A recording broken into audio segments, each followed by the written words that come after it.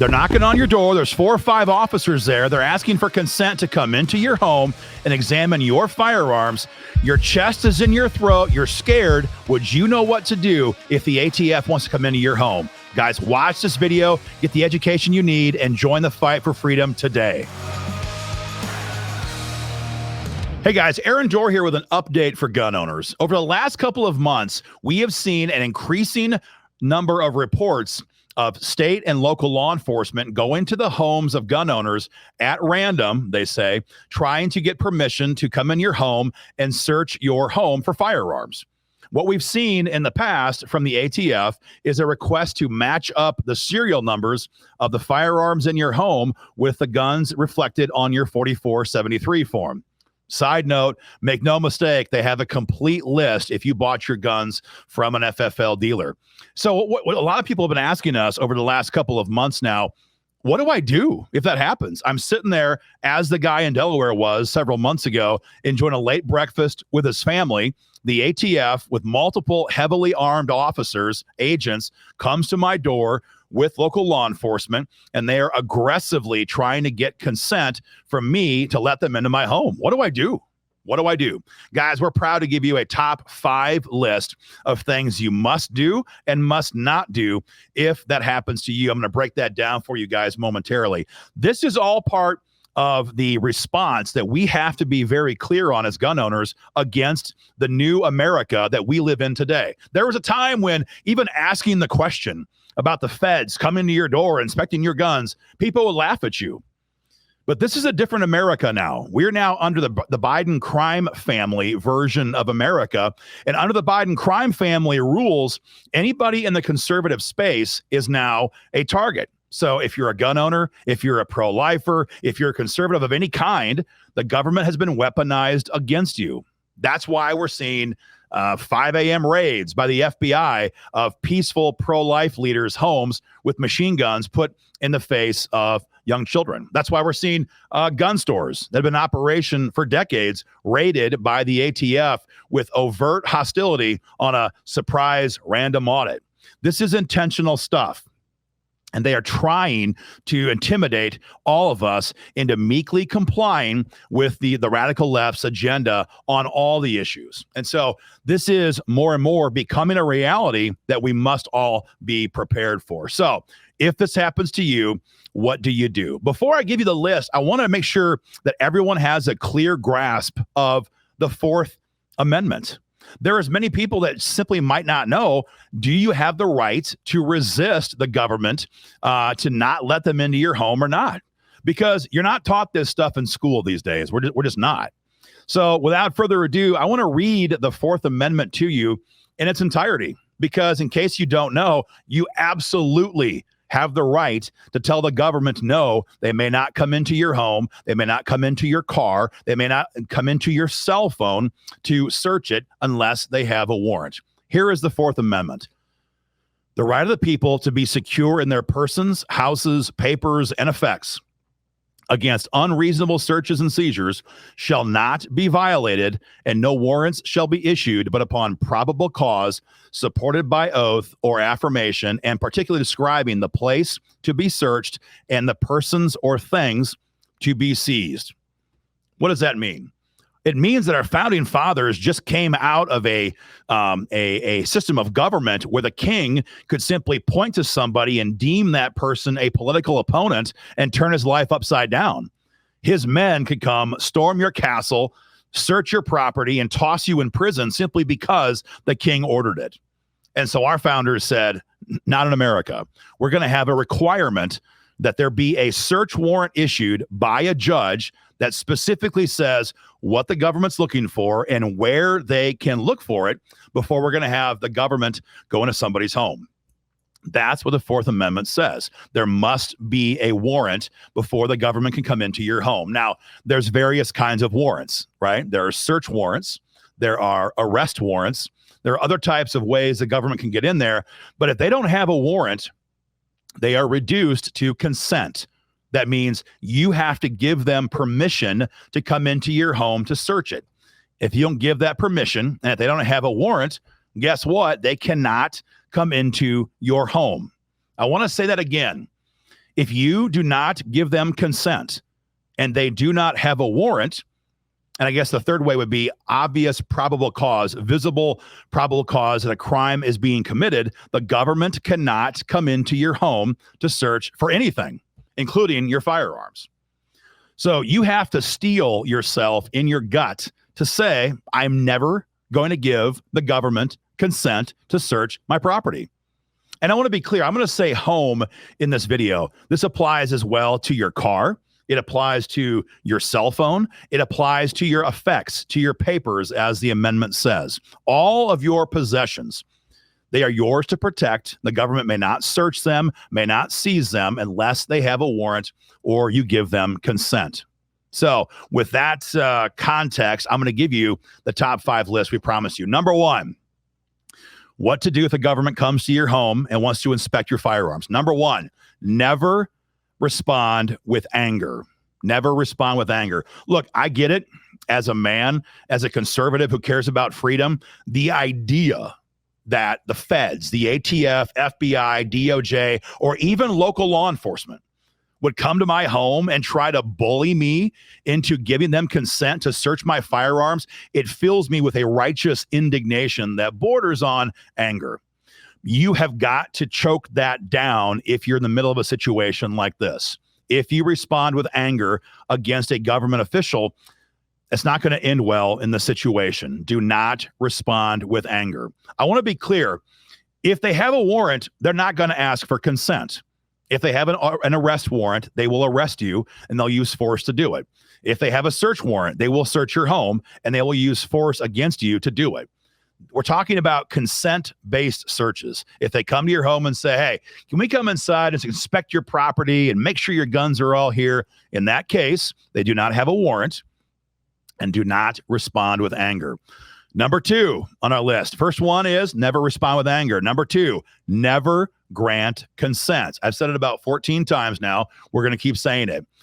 There's a lot of ways that law enforcement can try to use pressure tactics against you to agree to give them consent. So you might say, I'd never give them consent, but they're tricky. And there's lots of videos that document this. They can lie to you. For example, they might say, look, man, we have a warrant. We can get a warrant anyway. We'll come back, but that's going to take a couple hours. Meantime, we're gonna lock your place down. If you want us to get this done quickly, just give us consent. That's one way that might work. Or they might say, look, man, if we get a warrant, we're going to come back here with a lot of cops, a lot of lights, a lot of sirens. The neighbors are going to get freaked out. You're a lot of ticked off neighbors you're going to have to answer questions to. It's going to be embarrassing. Just give us consent. It'll be very quick. Or they could say, yeah, we can get a warrant, but your boss might hear about it. Your family might hear about it. There's all kinds of ways and all kinds of tactics that can be employed to try to give you a guilt trip into giving them consent. All of this could be a lie. The Supreme Court has ruled that law enforcement may certainly lie to the public when conducting these investigations. And so they could certainly lie to you. Do not give consent. That's point number 2. I'm going to give you I'm going to call it point 2B. Okay. If you make a mistake, let's say you're on a traffic stop, you're heading home from work late one night, you get pulled over for speeding, they stop your car, give you a ticket or give you a warning, whatever the case may be, and then give you your license back and your papers and say, hey, you're all good to go. Thanks a lot. Have a good night. And then you're getting ready to put your car back and drive to head down the road. And they say, by the way, just really quick question for you. There's no guns or weapons or narcotics in the car, is there? If that happens, that's called a PreText Stop. And that means that law enforcement has stopped you not for the original reason of the stop, in this case, speeding. They stopped you because they're hoping to find a way to search your car. That's a PreText Stop. Taillight, roll a stop sign, speeding, lane change, no blinker. They will find a reason to lawfully pull you over. And then once the stop has officially ended and you're free to leave, they'll ask you for consent to search your car. Because when you say, no, there's nothing in my car is illegal, they'll say, you wouldn't care if we searched real quick, would you? And most people, because they're honest people who did not tell a lie, they'd say, well, yeah, okay, I guess you can search my car. Number 1, like I said, don't give consent. But here's point B. If you make a mistake If you make a mistake and you grant consent and you're getting out of your car and that cop is getting his flashlight in his hand, and he's having you stand back by the trunk, and he has another officer is watching you, understand and do not forget this. You can revoke consent. I'm going to say it again. If you make a mistake and you say, yeah, you can search my car, and you're walking out of your car and you think, you know what, that was wrong. I listened to Aaron Doerr's video. He said, don't give consent. You can withdraw consent.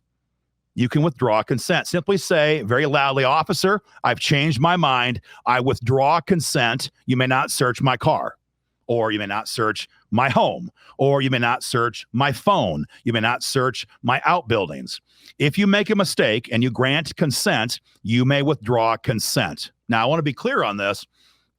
If they have consent for a moment and they're in your car, let's say, or your home or whatever, and they find something that gives them probable cause to believe there's a crime underway, they then do not have to listen to you. Okay. So if they come into your home and they see, if you're in New York State, let's say, or Maryland or Connecticut, and they see a 30-round magazine on on your book table, well, that's a crime, right there. At that point, they can lock the home down, get a search warrant, and search the entire home.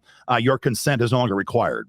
So if they have not established probable cause, you can tell them you are withdrawing consent and ask them to leave your home. Now, they may not do it. They might do it. It kind of depends. But if it's being recorded in some capacity, that will give you legal defense later on if the matter goes to court. If you have withdrawn consent and they don't respond, that can be used to your protection in court. So, number one, do not respond with anger. Number two, never give consent. 2B was you can revoke consent if you make a mistake. Number three, this might be challenging to some of you. Never engage in conversation. Now, it might seem kind of impossible. You want us to say, no, you can't search my house. I have to speak to him. Well, I understand that. You can use simple words. You can use things like, no, you may not search my home. That's 4 or 5 words. It's a complete sentence. That's fine.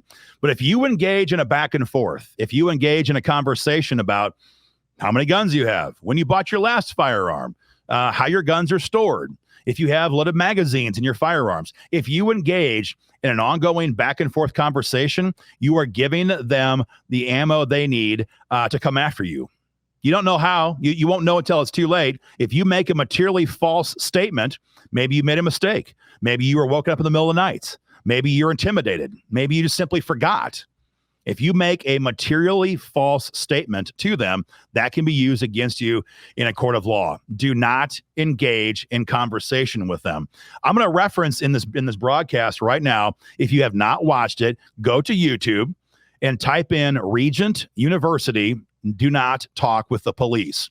Regent University has a great video on this. It's 45 minutes long, approximately, has tens of millions of views. It is a must watch for gun owners who need to learn the reality of why you should not talk with the police. So number 3, do not engage in conversation. Number 4, always call a lawyer. So what does that mean? How does that work in real life? Knock, knock, knock. You come to your door. You see ATF there. Hi, Mr. Doerr. We're just doing a random search of the area today. We want to make sure your firearms that are on your 4473 form match up with the guns you have in your home. Can we come inside for a moment and search your firearms?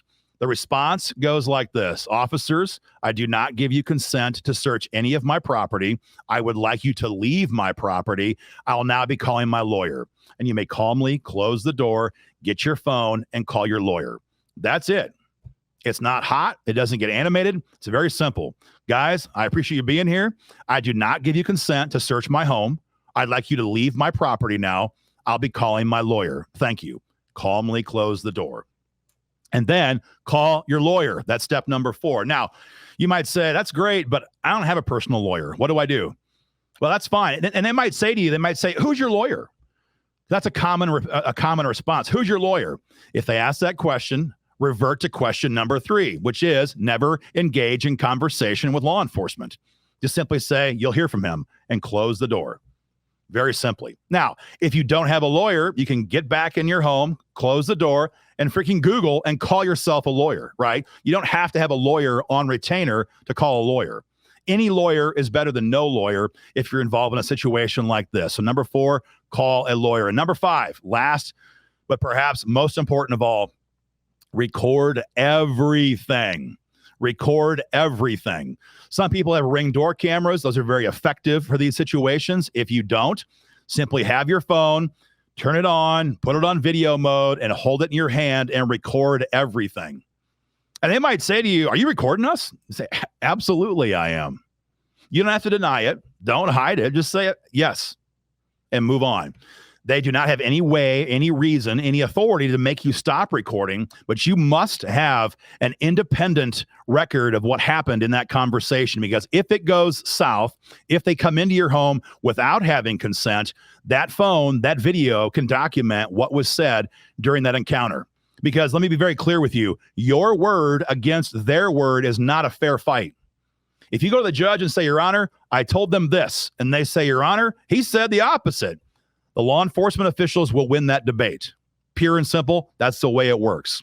So you must record everything if that happens. And that way you have an independent record of what took place. Now, once that's done and the situation has resolved itself, forward that video to a lawyer if you have one, or to a buddy if you don't. In other words, you want to make sure that video is not left solely on your phone. Get that offsite, get it to counsel, get it to a friend, get it somewhere to protect that in the event this matter comes. They come back with a search warrant. You want to document what happened. If they confiscate your phone, you would lose the ability to do exactly that. So, in review, it's a new America. The Biden crime family is calling the shots, and conservatives, especially gun owners, are being attacked by weaponized law enforcement agencies in ways we've never experienced in this country. If this happens to you, number 1, do not respond with anger. Number 2, do not give consent. Number 3, do not engage in conversation. Number 4, call your lawyer. And number 5, record everything. Guys, that's what you should do if it happens to you. If this happens to you, reach out to us. Make sure we hear about this. We'll help you guys any way we can. In the meantime, hit the link below and join the fight for freedom today.